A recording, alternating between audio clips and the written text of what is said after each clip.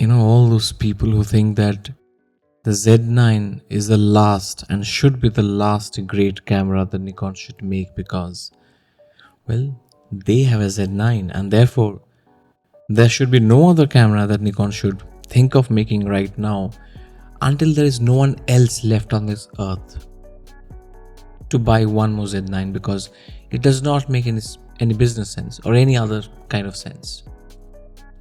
And then after that, Nikon should just make Z9 Mark II because they have a Z9 and that is all that there should be from Nikon.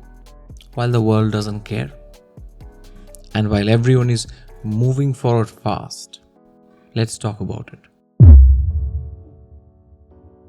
A couple of weeks back, I talked about the Z1. I remember Vagan made a video on the same, and somehow it appeared to be very controversial for a lot of people. And I did not understand why. So let's talk about why the Z9, and the reason why I'm talking about Z9 is because people thought you already have the flagship. Z9 is it. Therefore, why any Z8? Why any Z1? So let's talk about why the Z9 will not be enough and why we might actually need a Z1 and Z1 and quite soon. I already said that what Canon have done with the R3 is crazy. I mean, 195 frames a second in RAW, 20 megapixel, I understand. But you know what that means? I mean, if you double the megapixels, it's 40 megapixels. Okay, almost 200 frames per second for 20 megapixels. It's almost 100 frames per second for 40 megapixels. 100 in a second. Okay. Now, if Canon is to do 80 megapixel, they can still do it at this rate, 50 frames per second with this current hardware, with this current processor, RAM, and all that other thing that's there inside the R3, except the sensor, right? So they can do that sort of speed, theoretically speaking, with an 80 megapixel sensor. And if anyone is thinking that the R1 is not going to come and the R1 will not do that, I mean, just look around, try to understand where we are going, where the industry is going. Okay, the iPhone was just launched with 48 megapixels, and they are talking about 8K and ProRes RAW inside a phone, which is not going to give you very close to true depth of field somehow. That's where we are. It's a $1,000 phone. That's it.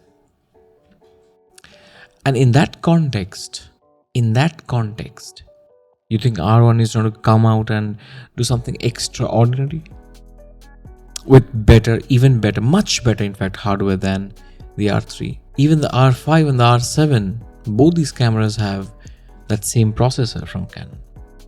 So Canon is going to come up with a much better processor, and very soon. And when they do that, they're going to unlock a whole new level of capabilities that I think we are not opening our mind to be ready about. Z8, Z9 will not be good enough for that. You will need something special, something extra. If Canon comes up with R1, it's going to be insane. And then what will Nikon be left with? Z9? No. Look, now we have Fuji at $2,000 doing the XH2. $2,000. 40 megapixels and 8K 30. 2 log profiles, 10-bit 422, ProRes RAW. RAW externally with Blackmagic RAW and also ProRes RAW. It already matches the 20 frames per second of the Z9 with a mechanical shutter. I mean, with an electronic shutter.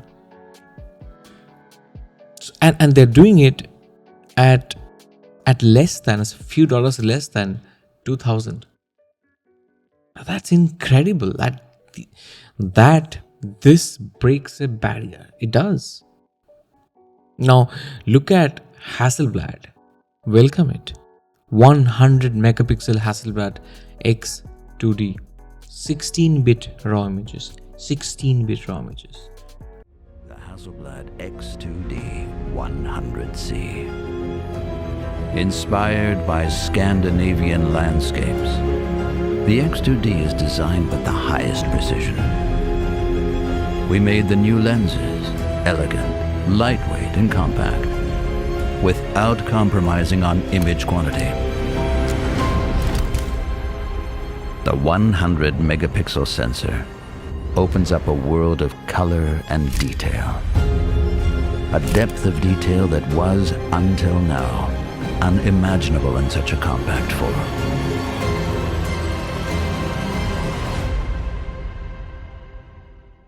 One TB internal memory. I said that on my Z1 video. I said that the Z1 should have some amount of internal video, didn't I? I said that. I mean, the thing is, the Hassleblad thing, that camera is pretty cool. It's very expensive, it's large, but it's cool. It's already fast, and it will have eye detect very soon with the firmware update. Medium format will get faster. Medium format will get real for a lot more people. It'll get cheaper as well. And on the other hand, laptops are ready to handle 100 megapixel 16-bit RAW images. They're ready. The laptops are ready, right? This camera market is not for later perfecters. As in, I'm going to wait and then I'm going to come in a little late and then, perfect the features that other brands have already come up with. It was a viable strategy some years back. Right now, I don't think so.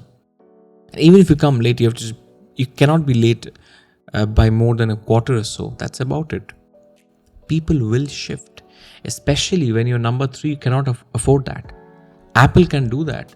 Apple can still give you a notch on their iPhones because they have a closed ecosystem. They have a huge blind fan following, and they're huge, dominating market share.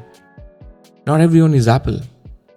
It's stupid for Nikon to rest on the Z9 laurels, and all those people who are asking Nikon to do that, I think they're harming Nikon. Yeah, it's a cruel market, meaning you, the consumers, are cruel. You don't care about others' needs as long as your needs are met, and you will not care about Nikon the moment that brand starts playing catch up again the next time. So the Z1 is not real today, but demand is Z1. The Z1 has to be real in order for Nikon to progress. In order for you who have invested in the Nikon system to remain relevant, and in order for it to progress. So what should the Z1 be? It should be 16-bit RAW for stills, 14-bit RAW for video, new log files, advanced video monitoring features like you get on the Panasonics, anamorphic compatibility, 500 GB at least internal memory, internal ND up to ND16, 4 stops, at least 3 stops, ND8, I think ND16 is right, flash sync up to 6/40th or 1,000th of a second. Let's do at least 6/40th of a second. Challenge the cinema cameras, 80 megapixel body at least, 12K 60 FPS. Yes, 12K 60 FPS. Demand that, maybe you'll get 12K 30 FPS. 14 frames a second at a reduced resolution of 40 megapixel.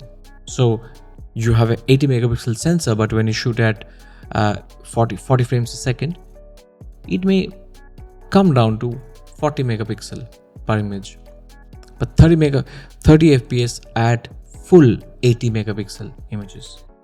Base ISO 64. Consider even 32. I know if it's possible. Find my camera feature. I mean, if the camera is lost somewhere, you can't find it, it should be trackable because it's going to be an expensive camera. 7 million .cvf. Yeah, you think the Z9 flagship, the Nikon flagship, will sit at 2.69 million .cvf, while the others have just close to 10 million .cvf? I don't think so. That makes no sense. One more thing, smart features like fingerprint sensor on the shutter. That's going to be very cool. That's going to be important. These are security features that should be built. That's how you move forward, break tech barriers and move forward. -7 or minus even 8 EV for low light autofocus. It is possible. Nikon can do it. I'll do a video on the Z6II's amazing, crazy low light autofocus. No limits, by the way, in terms of low light autofocus capabilities. It's just a setting, and Nikon can easily do it. 7-stop IBIS, at least 7-stop IBIS. And the price, $8,000 body only. That's your Z1, a true flagship that Nikon deserves in 2024, beginning 2024. It's not Mark II of Z9. Z9 is not even made for studio shooting. It's made for a certain kind of shooting. It's for outdoors. That's why you have a larger battery. It's made for, it's a sports shooter's camera. Yeah. So that's why you have a larger battery. That's why you need that, lag-free viewfinder. The need is, the camera is made for us to a certain kind of need, which is if you're shooting wildlife and sports and things are moving very fast, you don't want that lag. And that's why they had to find a solve for that. And they've done it. So it's made to a certain use case. It doesn't have very high sync speed, for example. Z9 can have some amount of banding, So there are definitely scopes for improvement, room for improvement, and we should applaud Nikon for what they have done in the Z9, but we should demand more, right? So I'm saying it shouldn't be cheap. It should be $8,000 and plus, even more. But Nikon does not have a cinema line, so they can push the barrier, and they should take this opportunity, and they should push the barrier. They don't have anything to protect. They'll only be winners if they make something like a Z1. And especially with the R1 in the scene, and it's going to come very soon, because R3 cannot be Canon's flagship when the Z9 and the R5 and the Sony Aeon is around. The new Hassleblad, the new Fuji XH2, these cameras have changed the scenario. Okay, they've changed the scenario. In a year, the Z9 is not old, but it's time for Nikon to prepare the next level of technologies. And a lot of people have limitations, frankly. They don't want to use a large body like a Z9. The world has changed. So most people want a smaller body, more manageable, more nimble. When you do that, you're far more productive when you have a more nimble and smaller camera. That's it. You're far more productive. You can always add on some grips or some weight to it, some bulk to it. There are accessories available. That's not a difficult thing at all.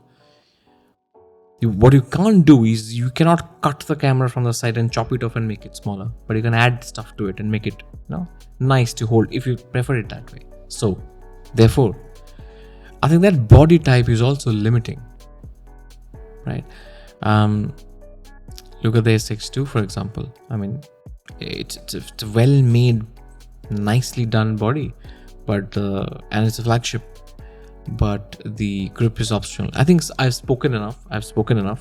I've given a fundamental but clear understanding of the background of this scenario, against which to understand the Z9 and what Nikon needs to do. And here I'm not even talking about a Z8. I mean, Z8 is a basic necessity in the Nikon lineup right now. Okay, that doesn't mean that you take stuff away from the Z6 line or Z7 and they have their own place. They have a prosumer sort of body, prosumer type of body. They do not have, that next level of build quality with lighted buttons and all those things. The body is not made pro. So Z6 will do its job. The Z7 line will do its own job. The Z8 needs to do something else. The Z1 will have to keep pushing the boundaries and put everything that Nikon knows about making cameras and about making great images cram all of that into that body and make it accessible to a much larger audience than just the sports and wildlife shooters who want a larger bulky camera for those big lenses and they want it outside. That's not everyone's need. So I think I've made my point. If you hate me, don't hate me. I'm just trying to argue and reason with you. But if you like this, do share, subscribe, and I'm going to see you very soon. I talk about Nikon, Sony, Fuji, but mostly Nikon, right? I am shooting this on a Sony. Guess what that is? What Sony camera this is?